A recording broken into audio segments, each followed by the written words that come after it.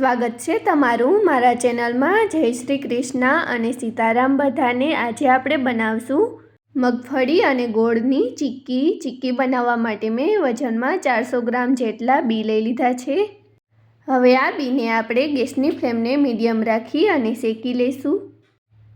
આ રીતે વચ્ચે વચ્ચે હલાવતા જાય અને આપણે બીને શેકીને તૈયાર કરી લેવાના છે। હું આ બીને ઇલેક્ટ્રિક ચૂલા ઉપર શેકું છું, તો મેં એમાં પણ ટેમ્પરેચર 120 સેલ્સિયસ રાખ્યું છે। આ ટેમ્પરેચર મીડિયમ છે। જો તમે ગેસ ઉપર શેકતા હોવ તો ગેસની ફ્લેમને મીડિયમ રાખવાની। હવે તમે જોઈ શકો છો બીની છાલો છે એ ફાટવા લાગી છે। હવે આપણે આ રીતે ઉખેડીને ચેક કરીએ, હજી ચાલશે, આખી ઉખડતી નથી। હજુ પણ આપણે બીને થોડીવાર શેકી લેશું। આ રીતે બીને શેકતા 5 મિનિટ જેવું થઈ ગયું છે અને બીમાંથી ફટફટ અવાજ પણ આવવા લાગ્યો છે। અને તમે જોઈ શકો છો બીનો કલર છે કેટલો ચેન્જ થઈ ગયો છે। પહેલાં ફોતરાનો કલર છે પિંક જેવો હતો અને હવે તમે જોઈ શકો છો ફોતરાનો કલર બદલાઈને લાલ થઈ ગયો છે। બી શેકાઈ ગયા છે। હવે આપણે ચૂલાને બંધ કરી દઈશું। જુઓ, એકવાર નજીકથી જોઈએ, આ રીતે નાના કાળા ડાઘ થઈ જાય અને ફોતરાનો કલર લાલ જેવો થઈ જાય એટલે બી શેકાઈ ગયા હોય છે। હવે આ બીને આપણે ઠંડા કરવાના છે, તો બીને ઠંડા કરવા માટે આપણે એક પ્લેટમાં કાઢી લઈશું। આ રીતે પ્લેટમાં કાઢી લેવાથી બી ફટાફટ ઠંડા થઈ જશે। જો આપણે આ જ પેનમાં બીને રાખશું તો પેન ગરમ હોય છે એટલે બી ઘડીકમાં ઠંડા થશે નહીં। બી જલ્દી ઠંડા થઈ જાય એ માટે આપણે આને એક પ્લેટમાં કાઢી લીધા છે। હવે આ બી ઠંડા થઈ ગયા છે। આ રીતે હાથેથી ભૂસી અને આના ફોતરાને અલગ કરી લઈશું। બી જ્યારે એકદમ ઠંડા થઈ જાય તે પછી જ આપણે આના ફોતરાને કાઢવાના છે। જો બી ગરમ હશે તો હાથ ધગી જશે। ગરમ બીના ફોતરા પણ સારી રીતે નહીં નીકળે એ માટે એકવાર બીને ઠંડા કરી અને પછી જ ફોતરા કાઢવાના। બે હાથની વચ્ચે આ રીતે બીને લઈ અને આ રીતે મસળશું એટલે સહેલાઈથી ફોતરા નીકળી જશે। તમને એક હાથે ફાવે તો એક હાથે પણ તમે કાઢી શકો છો। આ રીતે મેં બધા જ બીના ફોતરાને અલગ કરી લીધા છે। હવે આ બી અને ફોતરાને આપણે છૂટા પાડી લઈએ। છૂટા પાડવા માટે મેં આ જારો લઈ લીધો છે। જારામાં આ રીતે બીને લઈ અને આ રીતે જારાથી સારી લેશું એટલે ફોતરા નીચે વયા જશે અને બી છે ઉપર રહી જશે। અને કોઈ મોટા ફોતરા હોય એ આ રીતે ઉપર આવી જશે, એને આપણે વીણી લેશું અને કોઈ પણ બીમાં ફોતરા દેખાય એને આ રીતે કાઢી લેશું। આ રીતે આપણે બીમાંથી ફોતરાને છૂટા પાડી લેશું। મેં આ બીમાંથી ફોતરા છૂટા પાડી લીધા છે। હવે આ બીને આપણે એક પ્લેટમાં કાઢી લેશું। આ જ રીતે બધા જ બીમાંથી ફોતરા છૂટા પાડીને તૈયાર કરી લેશું। ચીક્કી આપણે શિયાળામાં એકવાર તો જરૂરથી બનાવવી જોઈએ। આ ઘરના નાના મોટા બધાને પસંદ આવશે અને ખાસ કરીને બાળકોને તો ખૂબ જ પસંદ આવે છે। હવે આ રીતનો કોઈ પણ વાટકો કે વાસણ લઈ અને આ રીતે થોડો વજન દઈ પ્રેસ કરતા જશું જેથી બીના ફાડા બનીને તૈયાર થઈ જશે। આ રીતે આપણે બીના ફાડા બનાવીને તૈયાર કરી લેવાના છે। જો તમને મારી રેસીપી સારી લાગતી હોય તો વિડીયોને લાઇક, શેર અને ચેનલને સબસ્ક્રાઈબ કરી લેજો। સાથે જ બેલ આઇકન પ્રેસ કરી ઓલ પર ક્લિક કરી લેજો જેથી મારા આવનારા નવા વિડીયોની નોટિફિકેશન સૌથી પહેલાં તમને મળતી રહે। અને મારી રેસીપી તમને કેવી લાગે છે મને કમેન્ટ કરીને એકવાર જરૂરથી કહેજો। આ રીતે મેં બીના ફાડા કરી લીધા છે। હવે આ બીને સાઈડમાં રાખી દઈએ અને ગોળનો પાયો તૈયાર કરી લઈએ। પાયો બનાવવા માટે એક વાટકાથી માપી અને એક વાટકો આપણે ગોળ લઈ લીધો છે। આ ગોળને એક પેનમાં એડ કરી દઈશું। હવે આ ગોળમાં થોડું પાણી એડ કરશું। પાણી આપણે 2 ચમચી જેટલું એડ કરશું। આ રીતે થોડું પાણી એડ કરવાથી ગોળને પકાવતી વખતે ગોળ છે એ બળશે નહીં અને સરસ પાકીને તૈયાર થઈ જશે। હવે આપણે ગેસની ફ્લેમને મીડિયમ રાખી અને મીડિયમ ફ્લેમ પર ગોળનો પાયો બનાવીને તૈયાર કરી લઈશું। જેમ ગોળ ગરમ થશે એમ જ આ ગોળ છે ઓગળવા લાગશે। તમે જોઈ શકો છો ધીરે ધીરે ગોળ છે ઓગળવા લાગ્યો છે અને આમાં રહેલા બધા જ લમ્સ અને ગઠ્ઠા છે એ તૂટી જશે। આ જ રીતે આપણે હલાવતા જઈ અને ગોળને પકાવી લેવાનો છે। જો આપણે વચ્ચે હલાવવાનું બંધ કરી દઈશું તો ગોળ છે એ પેનના તળિયામાં ચોંટવા લાગશે અને બળી જશે। એ માટે જ્યાં સુધી ગોળનો પાયો બનીને તૈયાર ના થઈ જાય ત્યાં સુધી આપણે આ જ રીતે ગોળને હલાવતા રહેવાનું છે। તમે જોઈ શકો છો આ રીતે થોડી જ વારમાં ગોળમાંથી ઘણા બધા ગઠ્ઠા અને ગોળ એકદમ સોફ્ટ થવા લાગ્યો છે. જેમ જેમ ગોળ પાકતો જશે એમ એમ એ લાઇટ થતો જશે અને આની સાઈડમાંથી બબલ્સ આવવાના શરૂ થઈ જશે. તમે જોઈ શકો છો હવે ગોળમાંથી બબલ્સ આવવાના ચાલુ થઈ ગયા છે. તમે જોઈ શકો છો ગોળની સાઈડમાંથી પણ બબલ્સ આવવા લાગ્યા છે. હવે આપણે આમાં અડધી ચમચી જેટલો બેકિંગ સોડા એડ કરશું. જેમ જ આપણે બેકિંગ સોડા એડ કરશું એમ ગોળ છે એકદમ ફૂલવા લાગશે. તમે જોઈ શકો છો થોડી જ વારમાં ગોળ છે કેટલો ફૂલવા લાગ્યો છે. આ રીતે બેકિંગ સોડા એડ કરવાથી ચીક્કી એકદમ બજાર જેવી જ બનીને તૈયાર થશે. એકદમ કરકરી અને દાંતમાં ચોંટશે પણ નહીં.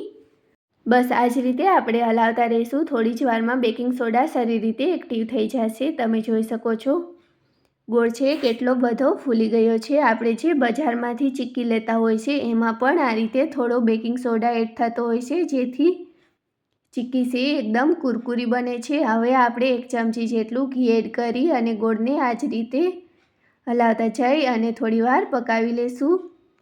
હવે બેકિંગ સોડા પણ સારી રીતે એક્ટિવ થઈ ગયો છે. જુઓ બેકિંગ સોડા એડ કરવાથી ગોળ છે કેટલો ઉપર આવી ગયો છે અને એમાં નાના નાના બબલ્સ બનીને તૈયાર થઈ ગયા છે અને ઘી પણ સારી રીતે મિક્સ થઈ ગયું છે. હવે બસ આ જ રીતે થોડીક વાર હજુ પણ ગોળને પાકવા દઈએ. હવે ગોળને એકવાર ચેક કરી લઈએ. ચેક કરવા માટે આ રીતે તવેથા ઉપર થોડો ગોળ લઈ અને એક વાટકામાં પાણી લઈ તેમાં એડ કરશું. આ રીતે પાણીમાં ગોળ એડ કરવાથી ગોળ છે ફટાફટથી ઠંડો થઈ જશે.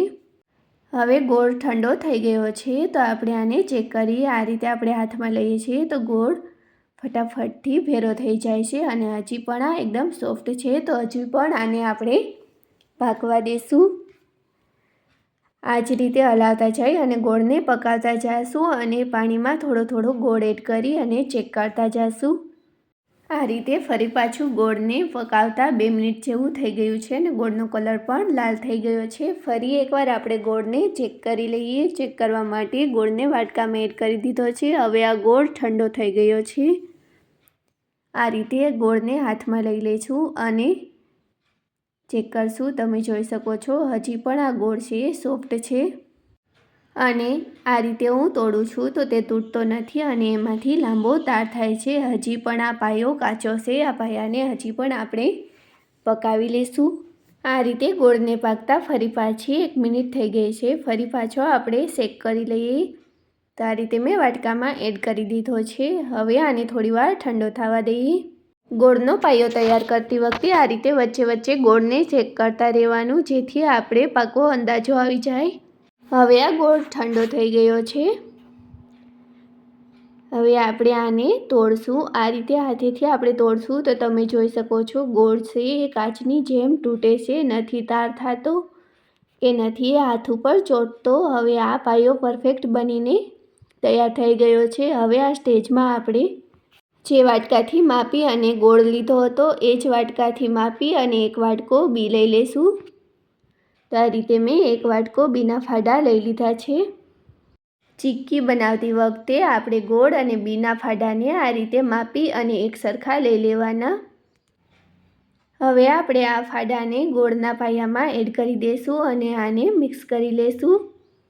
ફાડાને મિક્સ કરતી વખતે આપણે ગેસની ફ્લેમને બંધ કરી દેવાની અને આ રીતે ગોળ અને બીના ફાડાને મિક્સ કરી અને તૈયાર કરી લેવાના. તમે જોઈ શકો છો કેટલી સહેલાઈથી આ ફાડા અને ગોળ મિક્સ થઈ ગયા છે.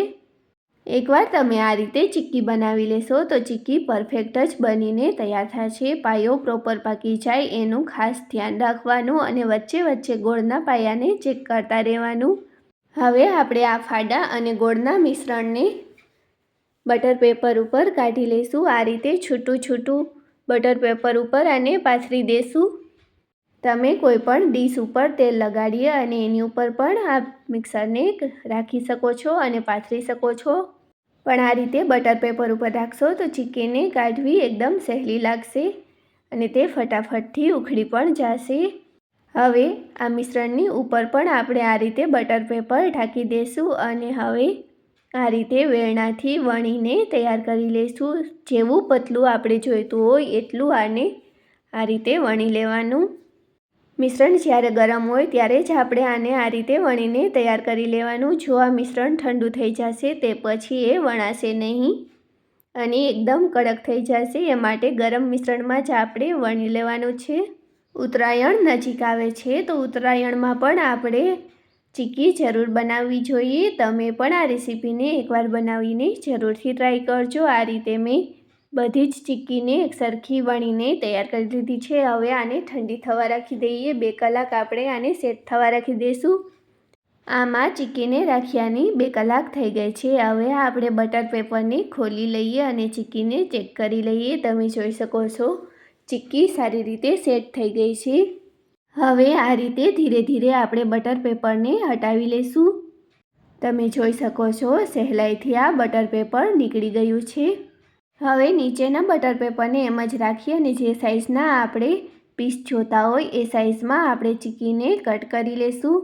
તમે તમારી પસંદ અનુસાર આને કોઈ પણ શેપ આપી શકો છો.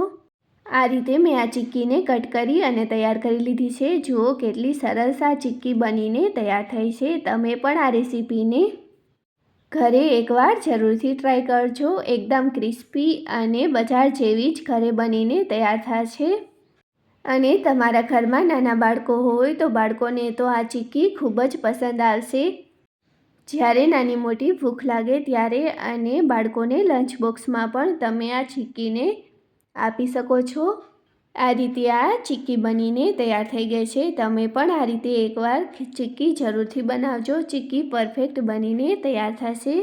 રેસીપી સારી લાગી હોય તો વિડીયોને લાઇક અને શેર કરી દેજો. અને હજુ સુધી તમે મારા ચેનલને સબસ્ક્રાઈબ ના કર્યું હોય તો પ્લીઝ સબસ્ક્રાઈબ કરી લેજો અને સાથે જ બેલ આઇકનને પ્રેસ કરી લેજો, જેથી મારા આવનારા બધા જ નવા વિડીયોની નોટિફિકેશન સૌથી પહેલાં તમને મળતી રહે. આજની મારી આ રેસીપી તમને કેવી લાગી એ મને કમેન્ટ કરીને જરૂરથી કહેજો. મળીએ એક નવા વિડીયોમાં એક નવી રેસીપી સાથે. ત્યાં સુધી જય શ્રી કૃષ્ણ અને સીતારામ બધાને. તમને બધાને મારા તરફથી ઉત્તરાયણની હાર્દિક શુભકામનાઓ. જય શ્રી કૃષ્ણ.